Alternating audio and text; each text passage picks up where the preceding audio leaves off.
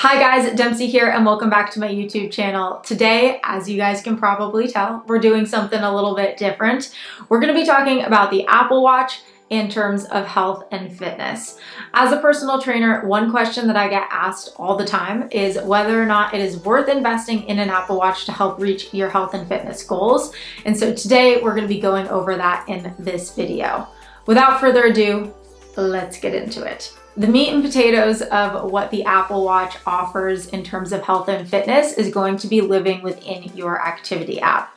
And within your activity app, you have 3 different rings that you're trying to close every day. You have a move ring, you have an exercise ring, and you have a stand ring.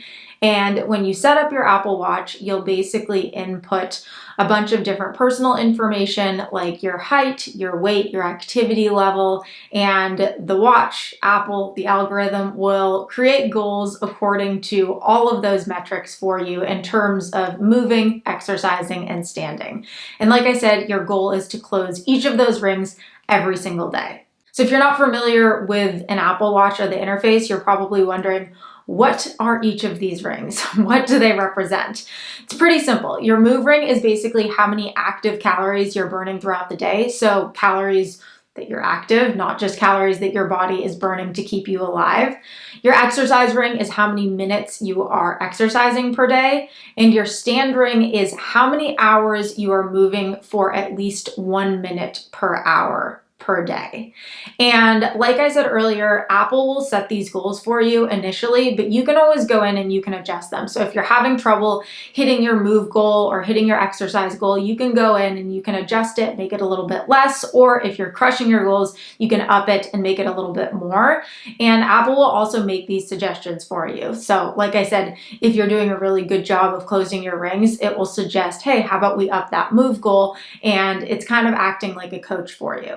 So a lot of the other really cool features that the Apple Watch offers lives within the fitness app on your iPhone. So if you go into your fitness app, there's a lot going on. So you can see your move, your exercise, and your stand rings, and you can see how you're doing for the day. As you guys can see, I haven't really done a lot today. That's okay, we'll get there. And if you click on that and you actually go to the month, you can scroll back and you can see pretty much every day that you've ever worn your Apple Watch, and you could go back and you could look and see what you did on any given day. So let's click October 16th, 2020, and I can scroll down and I can see what I did in terms of moving, exercising, standing. I can even go back to my workout. So I did a traditional strength training workout, and I can see how many calories I burned, what my average heart rate was, etc. So that's really fun if you're into looking back and seeing what you did on any given day. And then if you scroll down a little bit further, you can see trends. And I think the nerd in me thinks that this is really cool because basically you can see how you're trending in terms of how many minutes a day you're exercising, how many minutes per hour you're standing, your move, your stand, how much you're walking, so your distance per day, walking pace, running pace, etc. And so that can be another kind of fun thing to look at.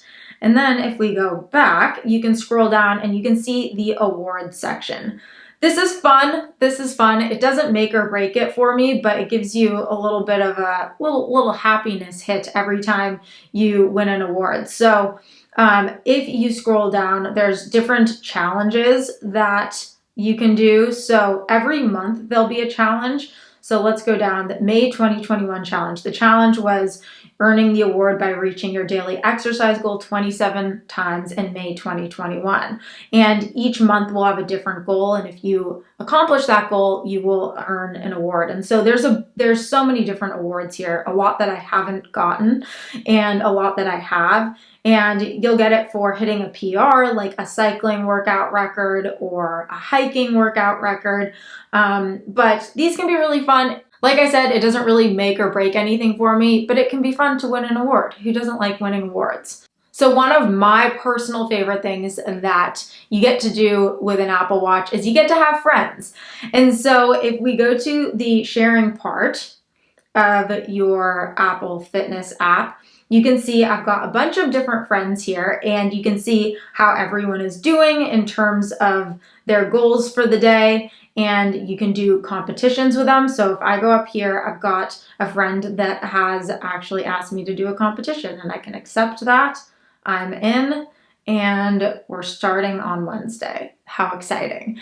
I think that the sharing aspect can be really motivating because you get to see what your friends are doing. It'll notify you if a friend finishes a workout. You can send them an encouraging message, or you can tell them to do better next time. Like you saw, you can do different competitions with people, and it's just another way to get yourself motivated if you're having trouble, getting motivated to work out and hit those rings. And if you need a little extra motivation to get moving, hit those goals, the Apple Watch can basically act as a coach for you and give you reminders to move, to stand, etc. So if you go into your watch app and you scroll down to notifications and you go to activity, you can see that I have all of my notifications on, and basically it just allows the watch to sort of act as a coach if I haven't moved enough throughout the day, if I haven't stood for the first 50 minutes of an hour, and it's just a little reminder to, get your body moving. So the final thing that I want to touch on before I give you guys my opinion on whether or not to buy this bad boy